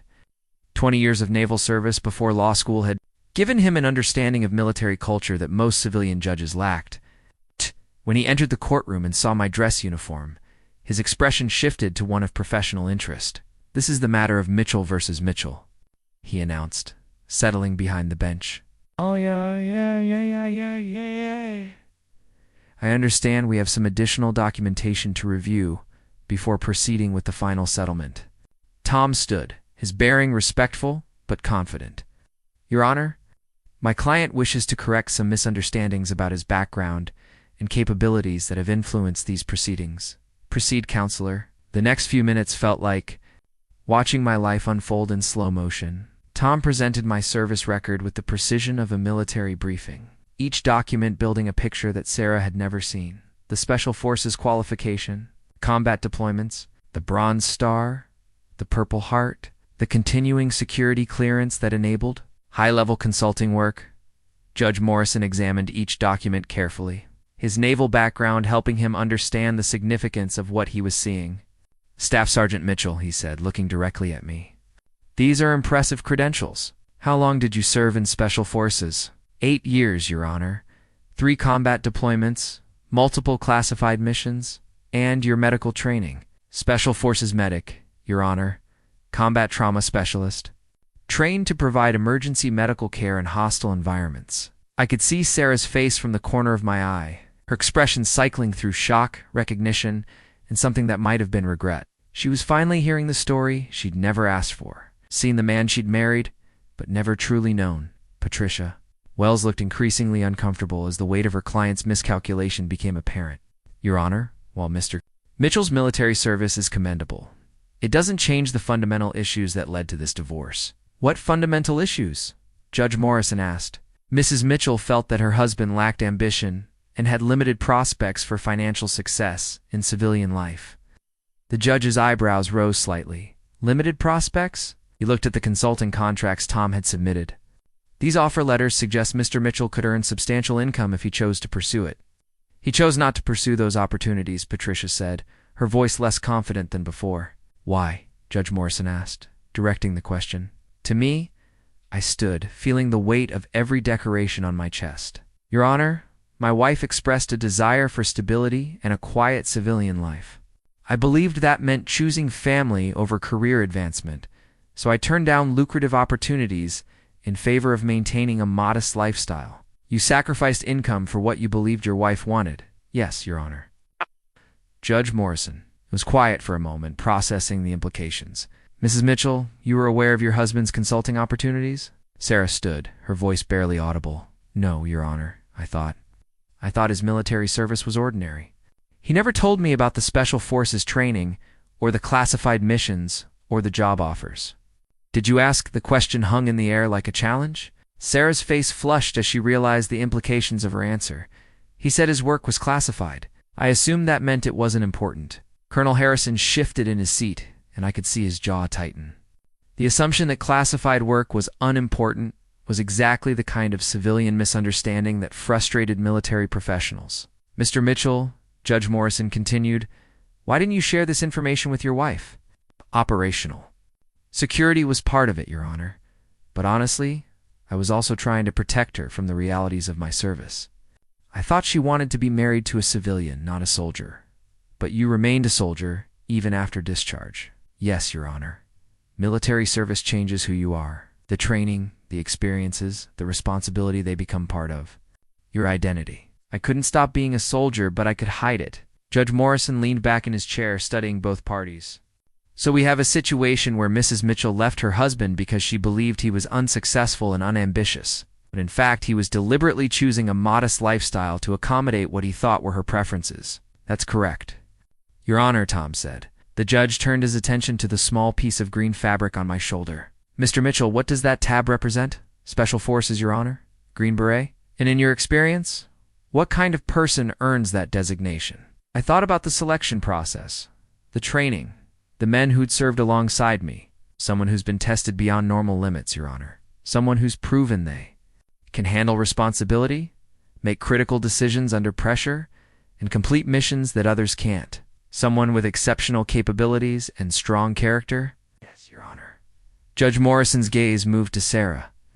Mrs. Mitchell, do you understand what you're walking away from? The silence stretched uncomfortably. Sarah looked at Mirieli. Looked at me for the first time since I'd put on the uniform. The decorations told stories she'd never heard, represented achievements she'd never acknowledged, validated a worth she'd never recognized. I understand now, she said quietly, but it's too late. Why is it too late? The judge asked. Because I've already chosen someone else. I've already made commitments. I've already... ...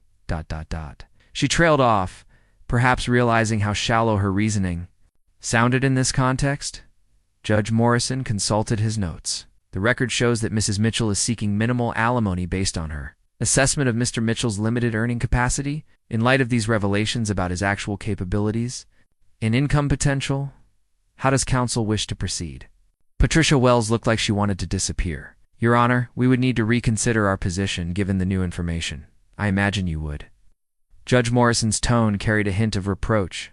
Well, Mr. Mitchell, do you wish to pursue additional compensation or adjust the settlement terms? Tom and I had discussed this moment. I stood again, feeling the eyes of everyone in the courtroom, Sarah. It's the veterans, the reporters, Colonel Harrison, waiting for my response.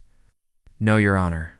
I don't want anything from my wife except recognition of the truth. She made her decision based on who she thought I was. Now she knows who I actually am. The financial settlement can remain as originally proposed. You're not seeking additional alimony or compensation?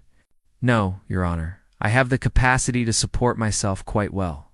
I always did. The judge made notes, his expression thoughtful. This is highly unusual. A decorated veteran with substantial earning potential, asking for nothing beyond the truth being acknowledged. The truth is enough, Your Honor. Judge Morrison looked around the courtroom, taking in the veterans in the gallery, the media representatives, the formal military bearing that had transformed a simple divorce proceeding into something much more significant. Mr. Mitchell, I want to thank you for your service to this country. Your record speaks to exceptional dedication and sacrifice. He turned to Sarah. Mrs. Mitchell, I hope you understand that you're ending a marriage to a man of considerable character and capability. Sarah nodded, tears now visible in her eyes. I understand, Your Honor. Then I hereby grant the divorce decree as requested with the original settlement terms intact. Mr. Mitchell, you're a credit to your service and your country. Mrs. Mitchell, I hope you find the happiness you're seeking. The gavel fell with finality. It was over. As people began filing out of the courtroom, Sarah approached me one last time. David, I'm sorry. I'm sorry I never asked the right questions. I'm sorry. I never tried to understand. I looked at her, this woman I'd loved for 8 years, who'd shared my life but never truly known me. I'm sorry too, Sarah. Sorry I never trusted you enough to tell you who I really was. Would it have made a difference? I considered the question honestly. I don't know. But you would have been making your decision based on complete information instead of assumptions. She nodded, understanding finally dawning. The man I thought I was leaving never existed. No, I agreed. He didn't. You were married to someone you never met. As Sarah walked away with Patricia, Colonel Harrison approached. How do you feel, son? I looked around the emptying courtroom at the veterans who'd come to support me. at Tom gathering the documents that had finally told my complete story. Free, I said. For the first time in 8 years, I feel free to be who I actually am. Truth had been told. The marriage was over. And for the first time since I'd taken off my uniform, I felt like myself again. The local newspaper headline read, "Decorated Special Forces Veteran Reveals Truth in Divorce Court." The article, published 3 days after the hearing, told the story with respectful accuracy. A photograph showed me leaving the courthouse in my dress uniform. The Special Forces tab clearly visible, surrounded by veterans who'd come to show support. I sat in Murphy's Tavern reading the article while Jake finished his second beer. The bartender, an Army veteran himself, had already bought me a drink and thanked me for my service, something that had been happening regularly since the story broke. "You've become something of a local celebrity," Jake observed, pointing to another patron who'd nodded respectfully in my direction. "How does it feel?" "Strange," I admitted. "For 8 years, I've been trying to blend in, be invisible. Now everyone knows exactly who I am. And Sarah? I'd been wondering about that myself. According to mutual friends, she'd been dealing with significant fallout from the revelation. Her social circle, the same group that had supported her decision to leave the unsuccessful soldier, was now questioning their judgment and hers. "Jennifer called yesterday," I said. "Sarah's friend. Apparently she's been having a rough time." "Good," Jake said without sympathy. "Actions have consequences." My phone had been buzzing constantly since the article appeared. Interview requests from military magazines, job offers from security firms, messages from former teammates congratulating me on finally telling my story. But the most significant call had come from Richard Blackwood's law firm. "He broke up with her," I told Jake. "Richard. Apparently having a girlfriend who'd publicly humiliated a war hero wasn't good for his professional image. Shallow bastard. Or maybe he realized that if Sarah could misjudge someone so completely, her judgment couldn't be trusted in other areas either." The truth was, I felt sorry for Sarah. She'd made her choice based on incomplete information, but the consequences were falling on her harder than I'd expected. The woman who'd wanted to escape association with a failed soldier was now known as the person who'd walked away from a decorated war hero. "Any regrets?" Jake asked. I considered the question seriously. The public revelation had changed everything: my privacy, my quiet civilian life, even my prospects for future relationships. But it had also restored something I'd lost without realizing it: my sense of authentic identity. "No regrets about telling the truth," I said, "but I regret how long it took me to get there." The tavern door opened, and I was surprised to see Tom Harrison enter. He spotted us and walked over, carrying a manila envelope. "Mind if I join you?" he asked, settling into a chair without waiting for an answer. "I have some news you'll find interesting." Tom opened the envelope and pulled out several documents. "Remember that consulting offer you mentioned? It's the one that arrived just before the court hearing? The Eastern Europe job? What about it? I had someone look into the company that contacted you. Turns out they're legitimate, but they've been following your case closely. They were hoping that divorce proceedings would leave you financially motivated to accept high-risk contracts." Jake leaned forward, his expression serious. "They were trying to exploit your personal situation?" "Essentially, yes. Private military. Contractors often recruit during personal crisis, divorce, financial problems, family issues. They count on desperation to make people accept dangerous assignments they might otherwise decline." I thought about the timing of the offer, the precise knowledge of my personal situation, the excessive compensation that had seemed too good to be true. They knew I was going through a divorce. They knew everything. Your financial disclosure, your wife's demands, even the settlement amounts being discussed. Someone was feeding them information. Someone from Sarah's legal team. Tom shook his head. Someone with access to court records and background investigation reports. The leak came from inside the system. The implications were disturbing. Private legal proceedings had been compromised. My personal information used to manipulate me into accepting dangerous work. The revelation added another layer to the betrayal I'd experienced. But it also explained some of the oddities I'd noticed during the divorce process. "What happens now?" I asked. "Now you make choices based on complete information instead of external pressure," Tom said. "The consulting offers you're receiving now are legitimate. People want to hire you because of your capabilities, not because they think you're desperate." Jake raised his beer in a mock toast to making choices from a position of strength instead of weakness. As we drank, I thought about the irony of my situation. For 8 years, I'd hidden my strength to maintain my marriage. The marriage had ended anyway, but the revelation of that strength had opened doors I'd never expected. "There's something else," Tom said, pulling out a final document. "This came to my office this morning. It's addressed to you, but given everything." "That's happened. I thought I should review it first." The letter was from Sarah, handwritten on personal stationery. Tom had opened it, but offered it to me without reading the contents aloud. "Dear David," it began, "I know I have no right to contact you after everything that's happened, but I needed. You too know how deeply I regret my mistakes, seeing who you really are. Understanding what I never bothered to learn about your service, it's made me realize how completely I failed as your wife."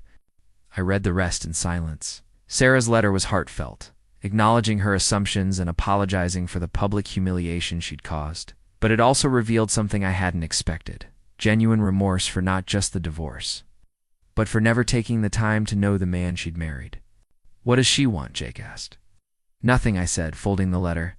"She's not asking for reconciliation or forgiveness. She's just acknowledging the truth." I looked around the tavern at the veterans who'd welcomed me back into their community, at Tom who'd helped me reclaim my identity, at Jake who'd never let me forget who I was.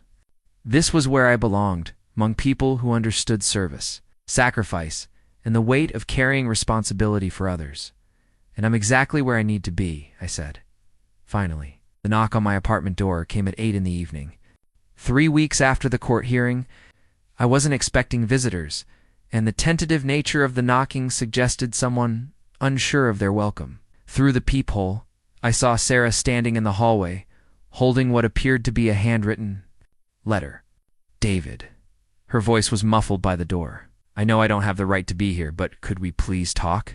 I considered pretending I wasn't home, avoiding what would undoubtedly be an uncomfortable conversation, but curiosity won out over caution. I opened the door, maintaining a careful distance. Sarah looked different than she had in court. The confident, professional exterior had been replaced by something more vulnerable. Her expensive clothes were wrinkled, her usually perfect hair showed signs of stress, and her eyes held a weariness I'd never seen before. "Thank you," she said quietly. "I wasn't sure you'd open the door. What do you want, Sarah?" She held up the letter. "I wrote this a dozen times.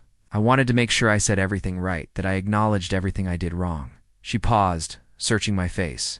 "I know about Richard. I heard. He said he couldn't be associated with someone who'd shown such poor judgment. That if I'd misjudged my own husband so completely, I couldn't be trusted in business relationships either." I remained silent, letting her continue. "My friends, my family, my colleagues, they all want to know how I could have been so blind. How I could have lived with someone for 8 years and never known who he really was." Tears started forming in her eyes. "The truth is, I don't know either." "Sarah, please, let me finish." "Oh." "I've been thinking about every conversation we had about your service. Every time you tried to share something and I changed the subject. Every time you deflected my questions and I just ... accepted that." She began reading from the letter, her voice steady despite her obvious emotion. "I realize now that when you said your work was classified, I heard unimportant. When you said you couldn't discuss specific missions, I heard there's nothing to discuss. When you showed humility about your achievements, I mistook it for lack of achievement. You heard what you wanted to hear," I said, not unkindly. "I heard what fit my preconceptions about military service and success. I had this idea that if something was truly significant, it would be obvious, public, celebrated. I never understood that the most important work is often the most private."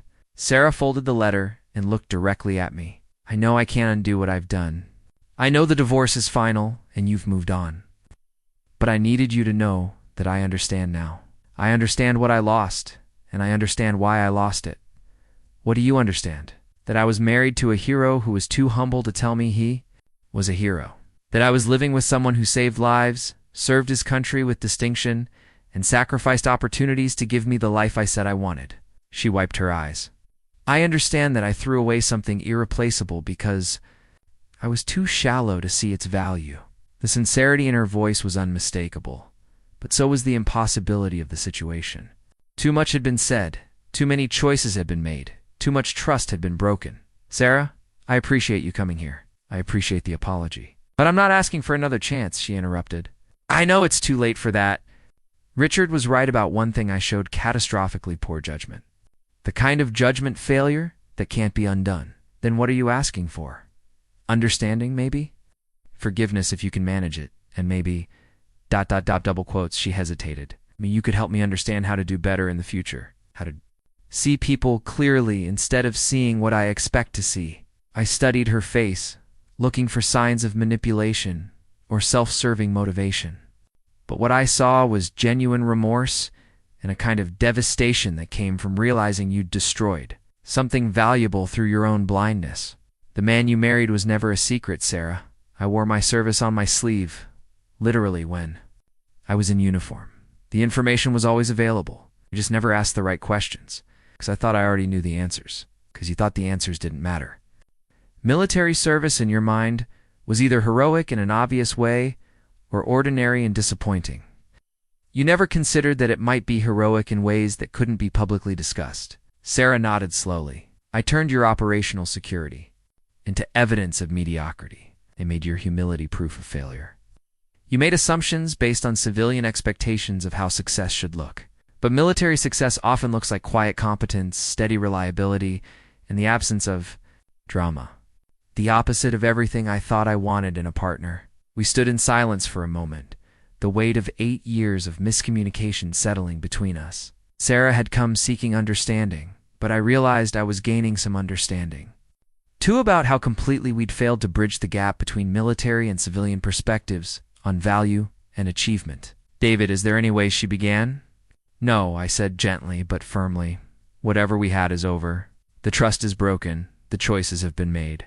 We're different people now than we were when we got married. I know, I just... I had to ask. You asked. Now you have your answer. Sarah nodded, accepting the finality with more grace than I'd expected. Will you be okay? I mean, I know you'll be successful, I understand that now. Will you be happy? I thought about the question seriously. I'm learning to be myself again, Sarah, for the first time in years. I don't have to hide who I am or pretend to be less than I am. That's a good start. I'm glad, she said, and I believe she meant it. You deserve to be with someone who sees your worth, who appreciates your service, who understands what an honor it is to be married to someone like you. As she turned to leave, she paused. David, thank you for your service. I should have said that 8 years ago. Thank you for saying it now. After she left, I stood in my doorway for a long time, thinking about second chances and the difference. Between forgiveness and reconciliation, I could forgive Sarah for her blindness, her assumptions, her failure to see who I really was. But I couldn't trust her with my heart again. Some bridges once burned couldn't be rebuilt. Some choices once made couldn't be unmade. Sarah had learned the truth about who she'd married, but she'd learned it too late to save what we'd had. The question now was what came next. For both of us, 6 months after the divorce, I signed the liaise on a small office space downtown, 2 blocks from the courthouse where my truth had finally been told. The sign outside read Mitchell's Security Consulting. Simple, professional, and honest about what I offered. No corporate doublespeak, no inflated promises, or just specialized expertise for clients who needed someone with my particular background. The business license arrived on a Tuesday, an official document that represented more than just the right to operate commercially. It represented my decision to build a life based on who I actually was, rather than who I thought others wanted me to be. Nice setup, Jake said, examining the office space I'd chosen. Simple, functional, very you. The office was deliberately modest: a desk, 2 chairs for client meetings, secure filing cabinet for sensitive documents, and a bookshelf containing technical manuals and reference materials that civilian clients wouldn't recognize, but government contractors would understand immediately. The first contract came in yesterday, I told him, pulling a folder from the desk.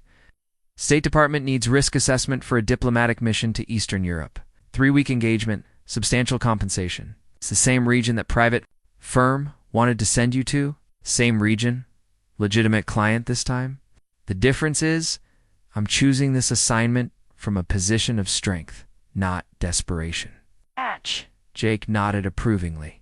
How does it feel to be making decisions based on your actual capabilities instead of someone else's expectations? Like I'm finally using the training I've spent 20 years developing. The phone rang. A potential client who'd been referred by Tom Harrison. A multinational corporation needed security consultation for operations in a region where I had extensive experience.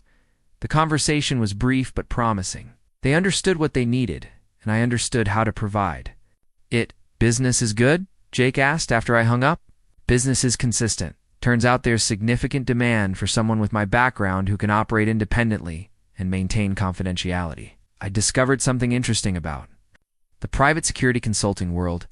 Clients valued honesty and competence over salesmanship and marketing. My military record spoke for itself. I didn't need to embellish or exaggerate my capabilities. The work found me through professional networks and referrals from people who understood what Special Forces training actually meant. Any regrets about not pursuing this earlier? I considered the question while organizing the client files. Thought Sarah wanted stability, predictability, a husband who came home every night and worked a regular job. I was trying to be the civilian, she said, she needed. Even though it meant wasting your specialized skills, I didn't see it as wasting them.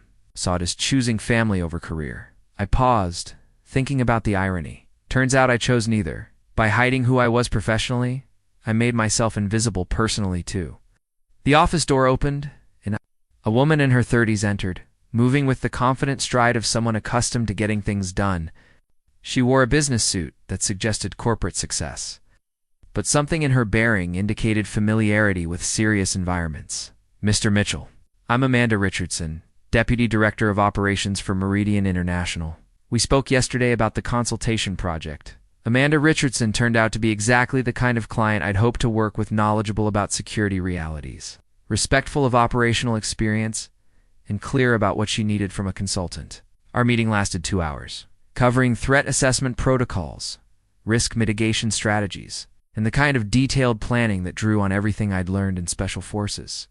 Your reputation precedes you, she said, as we concluded the meeting. Several people at State recommended you specifically, said you were someone who could handle complex situations with minimal supervision. I prefer to work independently. I admitted. Perfect.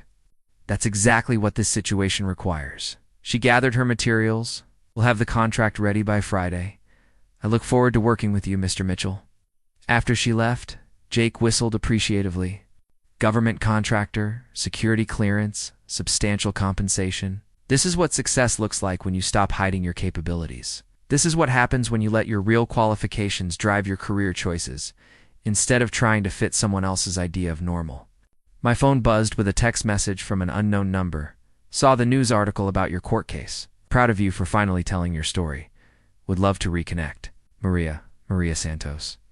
I hadn't heard from her in 3 years, not since she'd left the Army to pursue civilian opportunities. We'd served together in Afghanistan, worked as a team on medical missions that had saved dozens of lives. She'd been one of the few people who'd understood the weight of responsibility that came with Special Forces medical training. Someone from your past? Jake asked, noticing my expression. Someone who knew who I was before I started hiding it.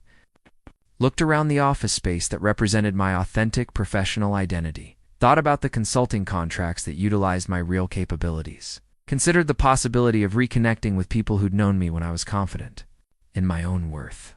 You know what's interesting? I said to Jake. For 8 years, I thought I was protecting Sarah from the complexity of my background, but I was actually protecting myself from the vulnerability of being fully known. How so? If she'd known about the classified missions, the combat experience, the medical training, if she'd known who I really was, and still chosen to leave, that rejection would have been devastating. It was easier to let her leave someone ordinary than risk having her reject someone extraordinary. Jake considered this. So you set up the relationship to fail on terms you could handle. I gave her a version of myself that I could afford to lose, and now I thought about Amanda Richardson's professional respect, about the State Department's confidence in my capabilities, about Maria's text message, and the possibility of relationships built on complete honesty. Now I'm willing to risk being rejected for who I actually am, instead of being accepted for who I'm pretending to be. The business was growing, my reputation was solid, and for the first time since leaving the military, I felt like I was using my training and experience in meaningful ways. But more importantly, I was no longer hiding the skills, values, and identity that defined who I'd become through years of service. Sarah had wanted to escape. Being married to just a soldier, I'd learned there was no such thing as just a soldier. There were only people who'd never bothered to understand what military service actually meant. Now I was building a life for people who did understand, who valued that service, who saw My background as an asset rather than a limitation. The future looked different than anything I'd planned. But it looked authentic in ways my marriage never had. 1 year after the divorce, I stood in the parking lot of a veterans rehabilitation center, reading a handwritten thank you letter from a family I'd helped. The letter was from Maria Santos, but the gratitude came from her teenage son, whose father had struggled with PTSD and addiction after multiple combat deployments. "Mr. Mitchell," the letter read, "my mom says you helped my dad find his way back to us. She says you understood things about his service that other people couldn't understand, that you helped him remember who he was before the war changed. Thank you for giving me my father back." Maria had reconnected with me 6 months earlier, not romantically, but professionally. She'd started a nonprofit organization, helping veterans transition to civilian careers, and she'd needed someone with my background to develop training programs and provide mentorship. The work combined my medical training, leadership experience, and understanding of military culture in ways that felt deeply meaningful. "You ready for this?" Maria asked, joining me outside the building. She'd aged gracefully since our Army days. Her confidence evolved from military bearing into the kind of purposeful leadership that came from finding your true calling. "As ready as I can be," I said, tucking the letter into my jacket pocket. Today's session was with a group of Special Forces veterans who were struggling with the transition to civilian lifemen, who'd served with distinction but felt invisible and undervalued in a world that didn't understand their capabilities. I'd been there myself. I'd spent years hiding my training and experience because I thought that's what civilian life required. The conference room held 12 veterans, ages ranging from late 20s to early 50s. Some were recently discharged. Others had been civilians for years but never successfully integrated their military identity with their post-service lives. All of them looked skeptical about another transition workshop led by someone who might not understand their experiences. "My name is David Mitchell," I began, standing before the group in civilian clothes that didn't hide my military bearing. "Staff Sergeant, Special Forces Medic, 3 combat tours, 8 years active service. I'm here because I spent 3 years after discharge pretending I was someone else, and it nearly destroyed my life." The skepticism shifted to attention. These men recognized authentic military experience when they heard it. "How many of you have been told that your military skills don't translate to civilian careers?" I asked. Every hand went up. "How many have been advised to downplay your service record to avoid making employers uncomfortable?" "How many have hidden your capabilities to fit into relationships or social situations where people expected you to be ordinary?" 7 hands, accompanied by knowing looks. "Then you've made the same mistake I made for 8 years. You've confused humility with invisibility, discretion with dishonesty." I spent the next hour telling them my story, the marriage that failed because I'd hidden who I was, the court proceeding that revealed the truth, the business I'd built by finally being honest about my capabilities. But more importantly, I talked about the cost of living inauthentically, the price of making yourself smaller to fit other people's expectations. "Your Special Forces training doesn't make you unemployable," I told them. "It makes you valuable in ways most employers don't understand yet. Your combat experience doesn't make you damaged, it makes you someone who's been tested under extreme conditions and proven reliable." During the break, a younger veteran approached me. Sergeant Rodriguez recently discharged after losing his leg to an IED in Syria.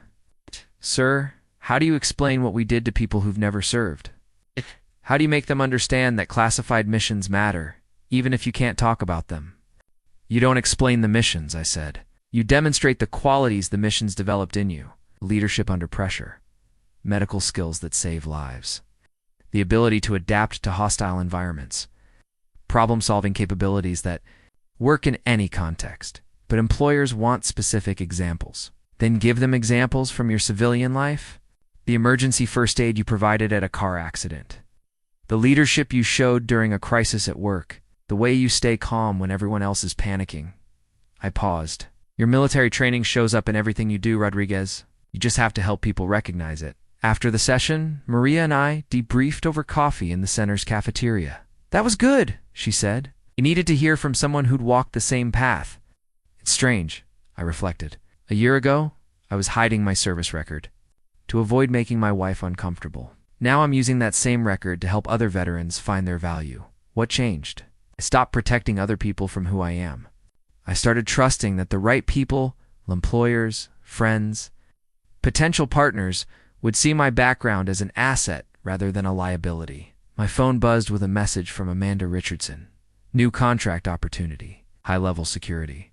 Consultation for NATO operations. Interested? I showed the message to Maria. The work keeps finding me, I said. Turns out when you stop hiding your capabilities, people discover ways to use them. Any regrets about the path that led you here? I thought about Sarah, about the marriage that had ended when the truth was finally told, about the years I'd spent trying to be someone I wasn't. Regret the time I wasted pretending to be ordinary. But I don't regret learning the difference between protecting people and hiding from them, and Sarah. Sarah taught me that you can't love someone you don't know, and you can't know someone who won't let you see who they are. I paused. She made her choice based on incomplete information, because I provided incomplete information. We both failed, just in different ways. As we left the Veterans Center, I thought about the circular nature of the journey I'd taken. I'd started as a soldier, tried to become a civilian, and ended up as something in between, someone who honored his military identity, while building a civilian life that utilized rather than buried that training.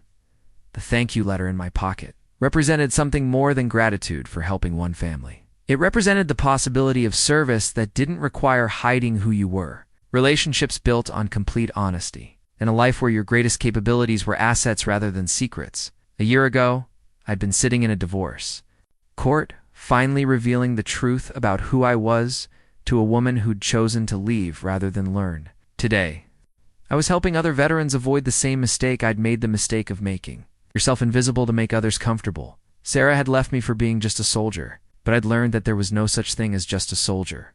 There were only people who'd been tested, trained, and proven under conditions most civilians couldn't imagine. The question wasn't whether that experience had value. The question was whether you had the courage to live authentically in a world that might not immediately understand that value. I'd found that courage finally, and I was using it to help others find. There's sometimes the truth arrives too late to save what you've lost. But it's never too late to honor who you've become because of what you've survived. In the end, that honor was worth more than any marriage built on false assumptions or any civilian life constructed on hidden foundations. I was finally, completely, authentically myself. And for the first time in years, that felt like enough.